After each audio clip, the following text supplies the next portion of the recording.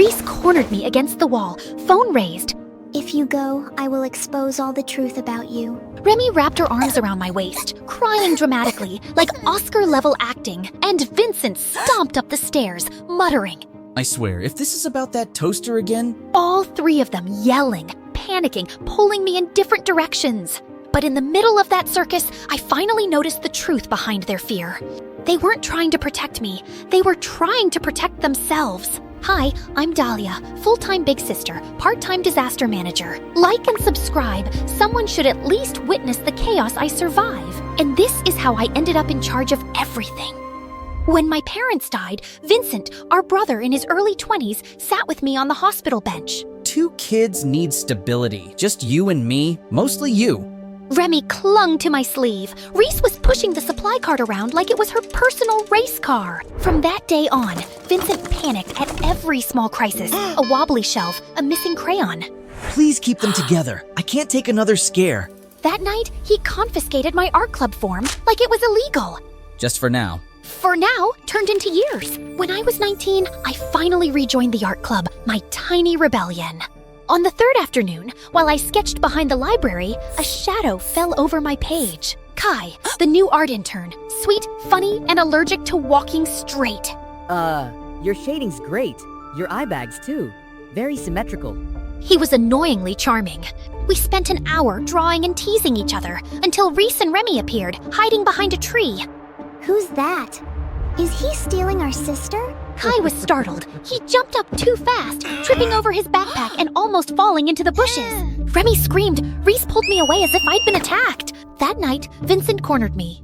Dahlia, who is that boy? And just like that, my freedom was taken away once again. The next day, Kai found me behind the library. Same spot, same sketchbook. He sat beside me like it was routine. Relax, I checked. No tiny assassins spying today. They're not tiny.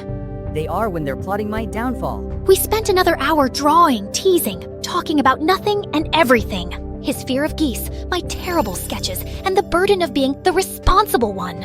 For the first time in a long while, I laughed without thinking. Before leaving, he handed me a folded flyer. Workshop this weekend. Sit with me. I'll bring snacks in case your sisters attack again. For one reckless second, I wanted to say yes. When I got home, the twins were suspiciously quiet, always a bad omen. My phone buzzed. Memory full. I opened my photo gallery and almost dropped it.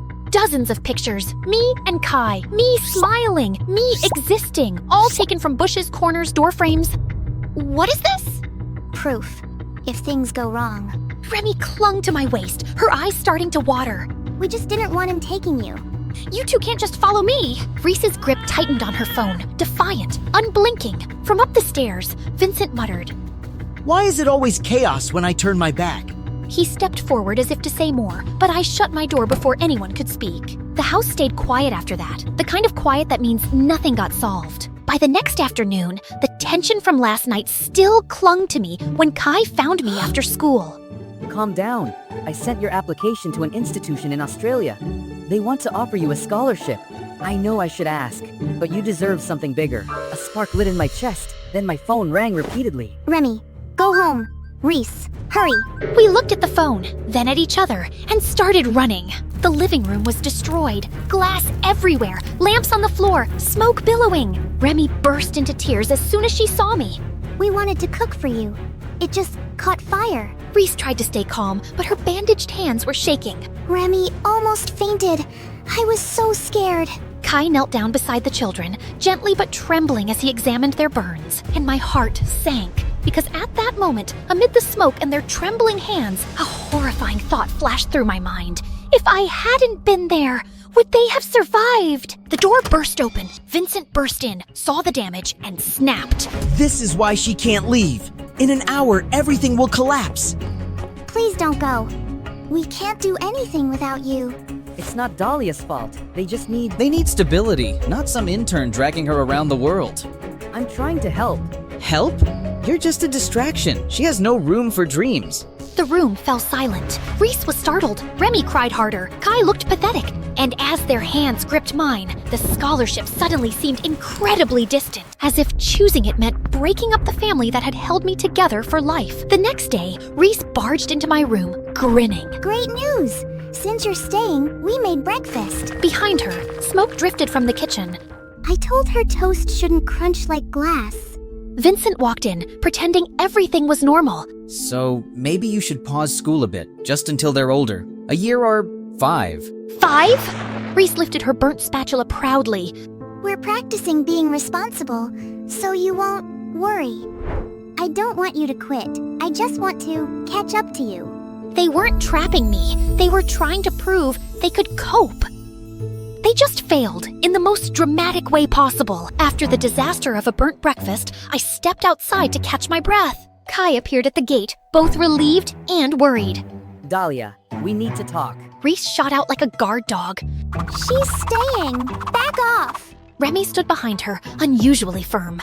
You can't just take her. Neighbors passing by tried not to stare at us. Is that what you want? Kai, just let me explain.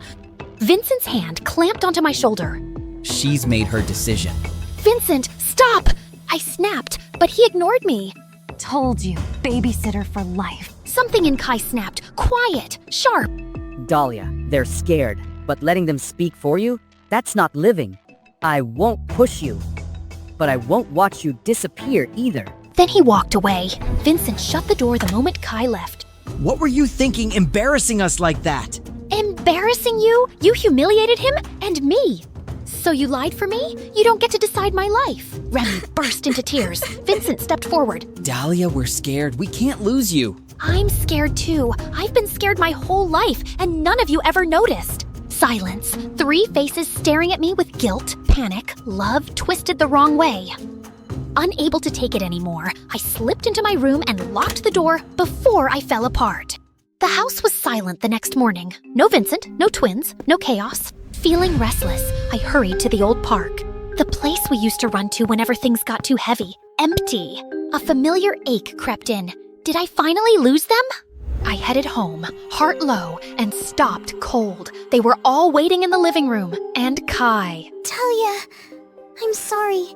I messed up. I really did. Remy held out a tiny burnt-free sandwich. I practiced, so you don't have to stay for us. I held you too tightly because I was scared. I don't want fear running your life anymore. You deserve to choose for once.